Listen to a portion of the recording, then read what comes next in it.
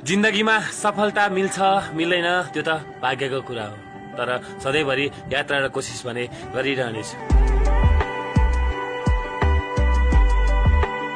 जिन्दगीमा सफलता मिल्छ मिल्दैन त्यो त भाग्यको कुरा हो, तर सधैँभरि यात्रा र कोसिस भने गरिरहनेछु।